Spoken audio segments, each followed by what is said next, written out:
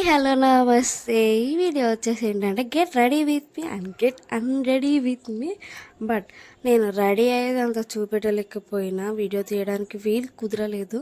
Ready అయ్యేటప్పుడు అంటే ఇలా రెడీ అవ్వాలి అలా రెడీ అవ్వాలని దాంట్లోనే పోయింది. ఫైనల్ అవుట్పుట్ చూసేసేయండి.